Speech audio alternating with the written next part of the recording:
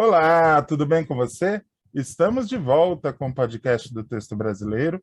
Por enquanto, sem os meus amigos Reinaldo Maximiano e Fábio Marquezine, está tudo bem com eles. A gente não brigou, não aconteceu nada. Simplesmente problemas de agenda, a gente teve que dar essa pausa. E agora eu estou retomando sozinho e trazendo alguns convidados, discutindo alguns temas que eu tenho certeza que serão do interesse de vocês. Logo, logo eles aparecem por aqui. Hoje eu trouxe uma pessoa muito legal, muito especial, que desenvolve um trabalho muito importante, que é difundir a leitura, a cultura nesse país.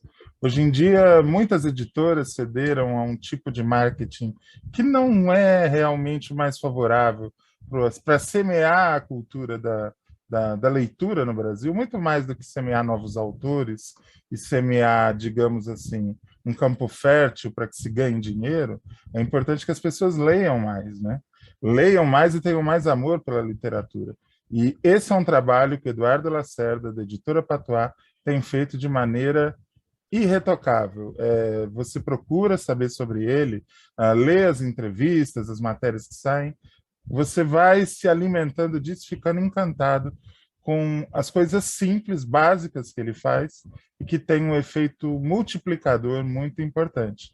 Eduardo, é um prazer falar com você. Faz tempo que eu estava querendo marcar esse papo e eu acho que é um momento bom. O Eduardo, como eu disse, ele comanda a editora Patois. Ele tem o Patuscada, do qual nós vamos falar daqui a pouquinho. E eu quero começar já perguntando para você, Edu, o seguinte: comandar uma editora, fazer tudo sozinho, como você fez durante tanto tempo, é uma doença incurável ou tem cura? Bom, obrigado pelo convite. Espero ajudar e poder trazer algo legal para as pessoas que estão ouvindo a gente. É, Hoje eu não faço mais tudo sozinho, né? Acho que, se eu paro para pensar, eu nunca fiz. Talvez eu fique mais em evidência, mas eu falo, a parte principal de uma editora ou são seus autores ou são seus leitores. O editor é só uma ponte entre essas duas extremidades, que não deveriam ser extremidades diferentes, mas elas têm que se conectar e a editora faz essa ponte. Então, durante um tempo, eu trabalhei sozinho, cuidando de todas as partes desse processo, mas não completamente sozinho, porque eu tinha os artistas que fazem capa, projeto gráfico, diagramação, e os autores que escrevem, os leitores que compram o livro, mas hoje a nossa equipe já é bem maior, então eu tenho umas 5 ou 6 pessoas trabalhando junto. Muita coisa eu ainda faço, mas já não é mais tudo, faço sozinho. Mas não é uma doença irrecuperável. Eu lembro que a Miriam Muniz, eu fiz uma peça que o Cássio Escapim fez sobre a vida dela, e ela falou que quem trabalha com teatro tem que carregar cadeira. Não adianta a pessoa achar que vai chegar no teatro, atuar, vai ser estrela daquela noite e vai sair dali e acabou. Não, o ator, né, quem ama o teatro, ele vai limpar o palco, ele vai carregar a cadeira, ele vai desmontar a peça, ele vai arrumar figurino, ele vai cobrir um outro ator que ficou doente. Acho que as pessoas têm um amor pelo todo, não é só pela presença delas no palco. E eu entendo isso na literatura. Meu amor é pelo todo, meu trabalho envolve tudo, é embalar o livro, é limpar o banheiro do Patuscada quando é necessário, e o trabalho de editar também, que acho que é o que eu menos faço, cuidando dessas outras coisas. Eu me lembro muito de uma querida amiga que eu fiz via Facebook, que era a Cecília Thompson, a ex-mulher do Gianfrancesco Guarnieri, companheira dele enquanto ele estava fermentando as ideias no Teatro de São Paulo. E ela falava que a lembrança que ela tinha do tempo de teatro oficina era, aliás, teatro de arena, perdão, era desentortar prego, porque usavam os pregos no cenário, entortava para encaixar e depois tinha que desentortar porque não tinha dinheiro para mais prego. Ou seja, fazer teatro não é só atuar, escrever e brilhar, é desentortar prego. Então eu acho que você tem toda a É razão. muito... Fazer literatura também é muito mais do que isso. Uh, e o projeto do Patuscada? Quando que você achou que seria interessante ter um bar, um espaço para encontro e para estar mais perto das pessoas que leem ou que poderiam ler? e achar que isso tinha tudo a ver com o teu trabalho na editora? Quando eu montei a editora, isso foi em outubro de 2010, mas o primeiro livro foi lançado em fevereiro de 2011. A gente tinha alguns eixos principais para levar a editora. O primeiro deles é que eu queria que fosse uma editora para publicar autores e autoras estreantes, jovens. Eu acho que isso a gente continua fazendo bem, apesar de ter no catálogo alguns autores que ganharam prêmios, ou, por exemplo, o Martinho da Vila, que é super conhecido, publicou com a gente, o Marco Lucchesi, que é presidente da Academia Brasileira de Letras, agora ele não é mais, desde do começo desse ano. Mas é ainda uma editora para publicar jovens estreantes ou pessoas mais velhas estreantes. E a gente não podia trabalhar com as livrarias. Eu amo livrarias, mas eu continuo defendendo que as condições comerciais que as livrarias colocam, principalmente as maiores, elas são impossíveis, né? E então a gente precisava fazer lançamento dos nossos livros em bares, em espaços culturais, em bibliotecas. Então, desde o primeiro lançamento, veio essa ideia. Um dia a gente pode ter um espaço que seja um bar, café, também uma livraria própria da Patois, e receba nossos lançamentos. Isso demorou 5 ou 6 anos, desde o primeiro livro, mais 5 ou 6 anos, que eu fui crescendo essa ideia e pensando que isso poderia acontecer. E hoje eu adoro estimular amigos e amigas de outras cidades pelo país, falando, monta um bar, pode ser uma livraria, pode ser um café, que vai ter espaço para shows, e tenho conseguido que outras As pessoas... pessoas te consultam a esse respeito? Sobre a tua experiência? Sim, é super comum, assim, toda semana conversar com 2 ou 3 pessoas que estão montando editora ou que têm um projeto. A gente criou uma incubadora de editoras independentes, a Public Inc., e eu tenho ajudado algumas editoras nesse começo. Eu sempre acho essa palavra ajudar meio complicada, porque quem faz é a pessoa que está fazendo. O máximo que eu posso fazer é facilitar, é ensinar onde é a gráfica, como faz. Então, ontem, por exemplo, estava conversando com o pessoal de Porto Alegre, que eles estão meio que batendo cabeça. O trabalho todo eles já estão fazendo, né? É só os caminhos de alguém que já está há 11 anos que eu posso falar.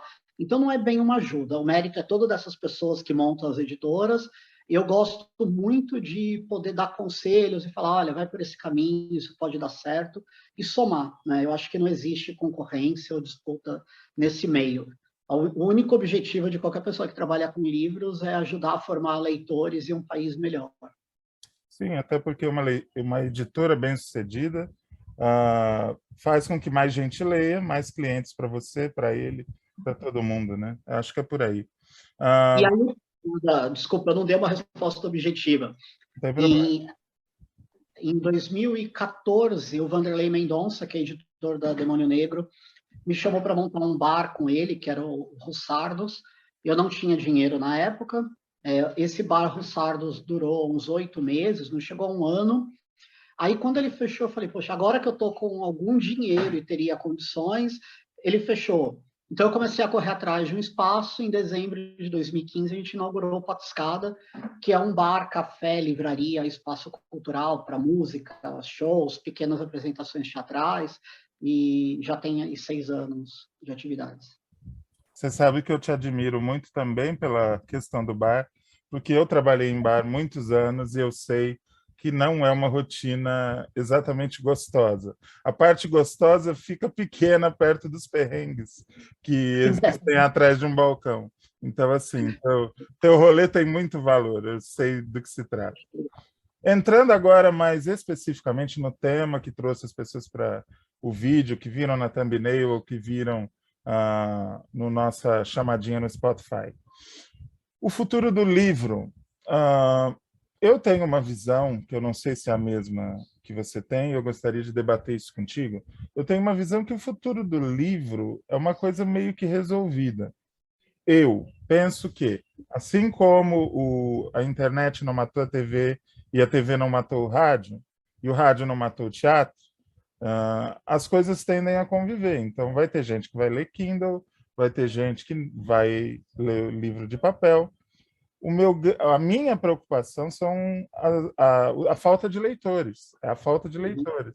Ou seja, gente que não vai estar lendo em lugar nenhum, vai estar absorvido por outro tipo de passatempo ou de maneira de consumir cultura.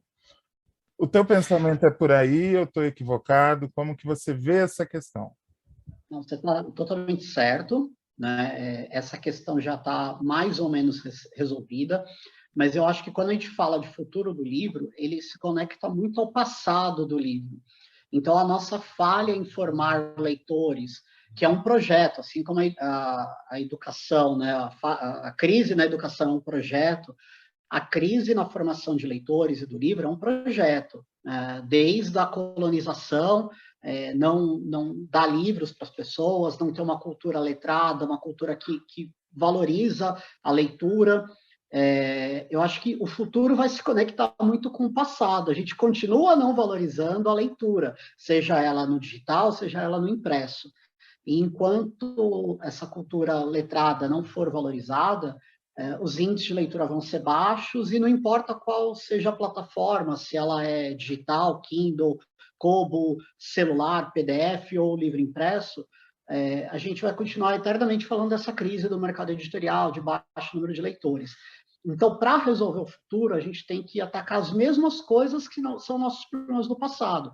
Bibliotecas, sejam elas públicas digitais ou acessíveis fisicamente, livrarias, falar sobre livro, valorizar os profissionais da cadeia do livro, né? Por que todo garoto, quase todo garoto ou garota quer ser jogador de futebol? Porque ganha milhões, porque aparece na TV. Não estou dizendo que com o livro vai acontecer isso, né? Mas quando você valoriza os profissionais, as pessoas querem se tornar profissionais da área também. Né? E acho que aí passa por todas as áreas, valorizar todos os profissionais de todas as carreiras é uma maneira de você incentivar. A gente ainda no país sofre com falta de bibliotecas e livrarias em quase todas as cidades. Eu estava conversando agora numa outra entrevista, eu sempre falo que mesmo São Paulo, que é a maior cidade da América Latina, não tem livrarias.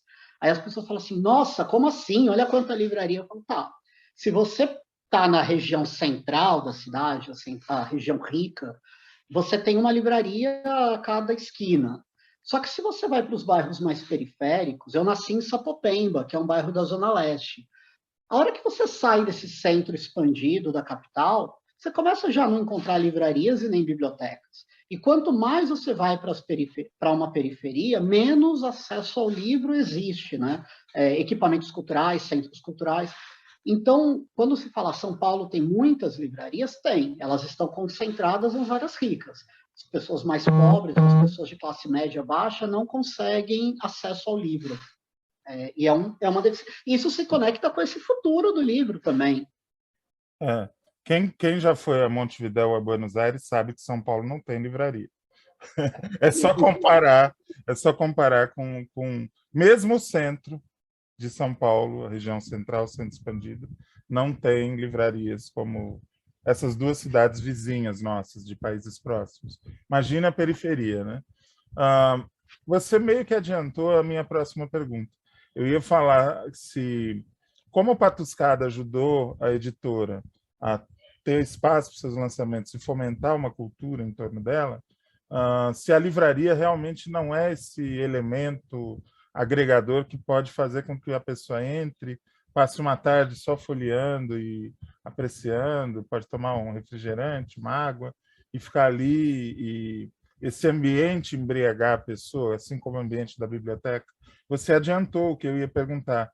Então, eu vou mudar um pouco a minha pergunta para uma outra que eu ia fazer também.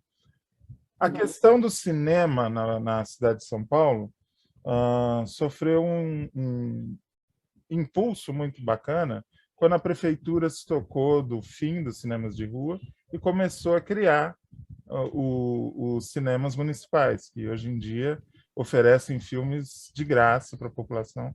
Você não acha que é um desafio do poder público espalhar livros pelas cidades, sabe-se lá de que maneira? A gente imagina que criar biblioteca não é uma coisa barata, mas a gente tem um modelo de biblioteca muito fechado na cabeça. Talvez não seja isso, né? Estantes de leitura em alguns lugares, espaços. Você vê espaço para isso? Você acha que é por aí? Não, é por aí, é por aí. Quando a gente fala em modelo de biblioteca, São Paulo tem a Biblioteca de São Paulo, criada já há uns 10 anos, que adotou um modelo de biblioteca livre, onde as pessoas podem... Não é aquele modelo de biblioteca de fazer silêncio. A parte de fazer silêncio é importante também, né? Tudo tem o seu espaço. Mas ali na região do Carandiru, uma região historicamente marcada pela presença do presídio, que depois foi demolido, virou uma ETEC de artes, tem ali algumas gerações de crianças e adolescentes que algumas famílias foram morar ali naquele bairro porque tiveram um avô, ou um pai, ou um bisavô que teve ali numa condição de estar preso. E as crianças chegam ali, elas não têm nada a ver com isso, é só a questão social. Tem videogames, tem computadores para elas ficarem jogando ali o dia inteiro. O fato dela estar numa biblioteca jogando, em algum momento daquelas 5 horas que ela fica lá no joguinho de tiro, de briga, de luta, de qualquer coisa, em algum momento, é claro que a gente não acha que 100% das pessoas que vão ali vão se tornar leitoras, mas se você consegue 5%, 10%, já está ótimo. Da mesma forma, eu brinco muito, assim, eu fazia educação física na escola por obrigação, eu não virei um esportista, muito pelo contrário, mas precisa ter. Alguns amigos viraram, alguns amigos...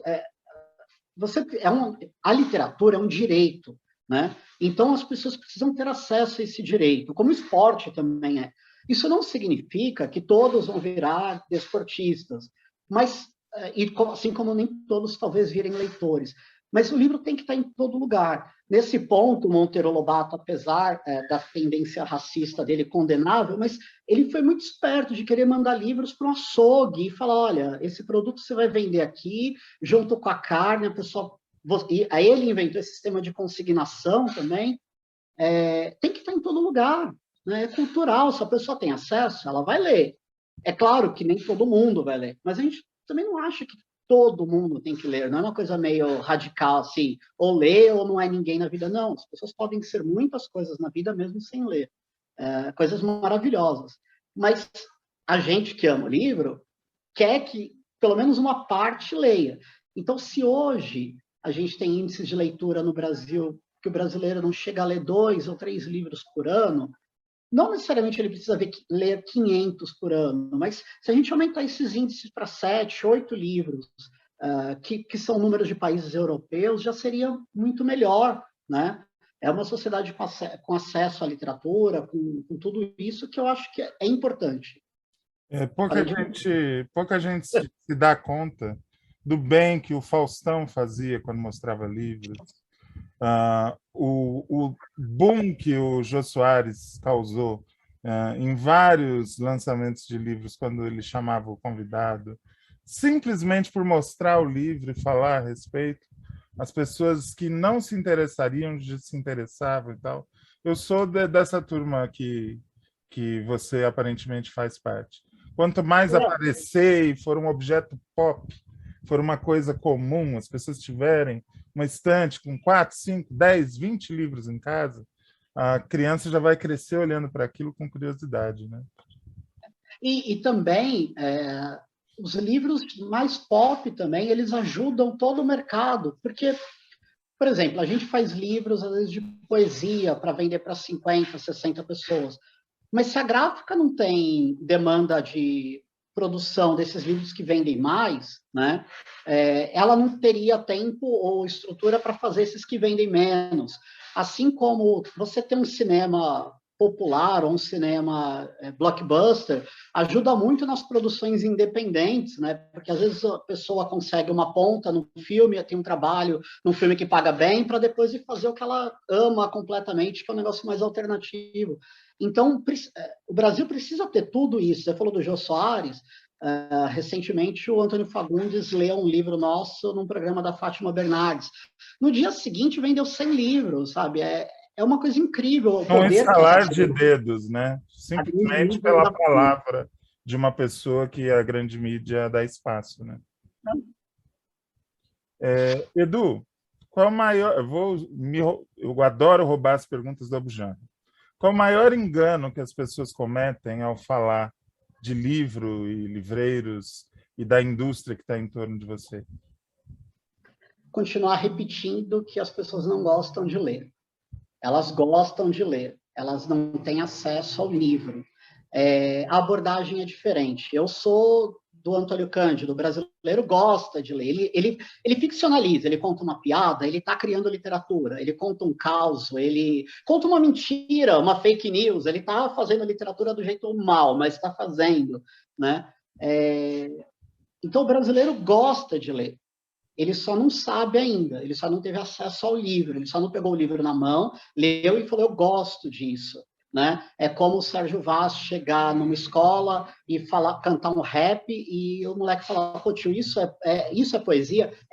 E aí, a partir disso, a criança gosta. Né? É o trabalho que os saraus fazem nas periferias ou nos centros. As pessoas gostam de literatura, elas gostam do livro. Então, acho que as pessoas mentem muito. O brasileiro não gosta de ler. E se acomoda com isso. Não, você tem que partir do pressuposto que as pessoas gostam de ler. E, a partir disso, trabalhar para que elas também comprem o livro. No seu trabalho de editor, quando você avalia um livro, óbvio que você pensa no potencial comercial daquela obra e no serviço artístico que você está prestando para o país, para a comunidade, publicando aquilo. Tendo isso em conta, qual foi a maior surpresa que você teve publicando algum livro? Seja negativa, uma coisa que você apostava muito e não vendeu nada, não fez sucesso ou teve críticas ruins, ou o contrário, uma coisa que você publicou, às vezes, até só pelo valor artístico, achando que não ia vender, e vendeu bastante. Olha, é complicado falar isso, porque aí expõe as pessoas a críticas, e aí tem o autor também.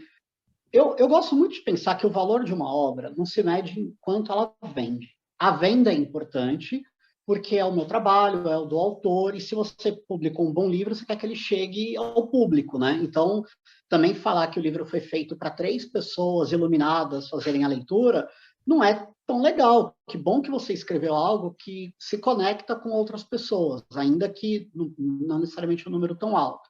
Então, às vezes a gente criou expectativas de venda com alguns livros, e eu não sou, acho que também tem o editor não sabe falar com o público, né? O nosso trabalho talvez não tenha sido feito corretamente. Então, recentemente a gente publicou um livro do Martinho da Vila, né? Eu estou acostumado a publicar livros que eu faço 50 exemplares, as pessoas inicialmente vão vender para os amigos, família, colegas de trabalho. Com a produção do Martinho, teve essa coisa de negociar direitos autorais adiantados, fazer 1.500 exemplares, distribuição em livrarias, um trabalho que eu não estou tão preparado, que eu não estou preparado ainda. Tá? Então, proporcionalmente ao que eu esperava de vendas, não foi o que a gente esperava. Mas isso quer dizer que ele vende pouco? Não. Quer dizer que eu ainda não consegui me comunicar com o público que ama Martinho da Vila, que são milhões e milhões de pessoas pelo país, entendeu? Mas é sempre complicado expor alguém falar vendeu pouco, vendeu muito. Uma coisa que me surpreende muito aqui, principalmente no Patuscada, que eu gosto, é a gente receber, falou de vender para amigo, familiar, é receber a tia do autor que vem comprar um livro. Aí ela fala, primeira vez que eu compro um livro de poemas na vida. Passa algum tempo, ela volta aqui e fala, poxa, li aquilo, gostei tanto, eu vou comprar um outro livro. Não é sempre que isso acontece, mas já aconteceu algumas vezes. E aí você fala, poxa, que trabalho legal que a gente está tentando fazer, porque pode não parecer muito, 50, 100, 200 livros para esse mundo que valoriza os milhões, mas a gente está ajudando a formar leitores. Então, você pega várias pequenas editoras pelo país, todas elas publicando muita gente, cada uma vendendo para 100, 200, 300, 500 pessoas, uma hora você tem uma mudança de cenário de que as pessoas estão lendo. E isso, para mim, é importante. Vamos nos encaminhando para o final. Esse ano tem eleição. Esse ano nós vamos trocar de presidente, espero. O que um candidato que queira dialogar com a indústria do livro poderia ter na sua plataforma eleitoral? Eu acho que dialogar com a indústria do livro é dialogar, é conversar. A gente vê muito assim decisões que vêm de cima para baixo. Então, por exemplo, acabar com o imposto do livro é importante, ok, é uma boa coisa, e colocar imposto, como o Guedes gostaria de fazer, não é legal. Mas uma coisa que a gente chegou a propor muito mais localmente há alguns anos, acho que foi 2015 ou 2016, era isentar de imposto algumas livrarias de bairro. É claro que com algumas condições, né? Você não precisa isentar tudo, sei lá, 1 milhão de imóveis como livraria, porque senão começa a acontecer, cara, tem uma borracharia e quer colocar como livraria. Acho que as pessoas poderiam se cadastrar na prefeitura, falar onde está o imóvel, qual o tipo de ação social que você faz dentro daquele espaço. Olha, recebo sarau, recebo leituras, tenho biblioteca. A prefeitura autorizar uma isenção do imposto do IPTU, né? Limitando, assim, por bairro, 5 ou 10 livrarias assim poderiam aparecer, né? Ver o número proporcional de acordo com a população daquele bairro. É dialogar, né? É conversar, é sentar, ver o que as pessoas precisam e sempre focando muito mais do que no meu lucro como editor, porque às vezes tem isso também, né? O empresário sempre vê o que fica melhor para ele como empresário. Eu acho que pensar no livro é pensar a partir da pessoa, do leitor, do cidadão, né? Porque se for bom para o cidadão, talvez seja para mim também, como empresário, como editor. Então, eu não gostaria de um candidato ou de um futuro presidente que só atendesse, fala assim, vou atender as demandas do setor. Não, a demanda do setor é o leitor. O leitor. A partir dele, tudo que vier para o editor vai ser ótimo. E espero que seja um presidente que fale mais de livros ou só de livros e não de armas. Se não atrapalhar, eu acho que a gente já começa a ter um caminho, né? Eduardo, foi um prazer falar com você. Que bom que a gente está com a visão meio alinhada. Eu fiquei muito feliz de ver o crescimento da Patois nesses anos. E eu queria que você deixasse para as pessoas o caminho para falar com você, com a Patois, para visitar o Patuscada. Pode falar o endereço do bar, suas redes, por favor. Legal. Bom, o Patuscada fica em Pinheiros, na rua Luiz Murat, número 40, em frente ao cemitério São Paulo. É uma travessa da Henrique Schaumann, então está perto do metrô Fradique Coutinho, do Sumaré, é relativamente fácil de chegar. A editora também funciona aqui, mas nosso atendimento principal é pelo e-mail da editora, o e-mail é editorapatois@gmail.com. Então, quem tiver com o original e quiser publicar com a gente, como eu já adiantei, é uma editora que publica autores e autoras estreantes, não cobramos pela publicação, então o livro passa por uma leitura, uma curadoria, e aquilo que a gente acha mais legal é publicado. Então, é uma possibilidade aí de publicação para quem está ouvindo. Muito legal. Muita sorte para você, para a Patois, para o Patuscada. E muito obrigado para você que esteve com a gente até agora. Beijo, abraço, aperto de mão. Tchau, tchau.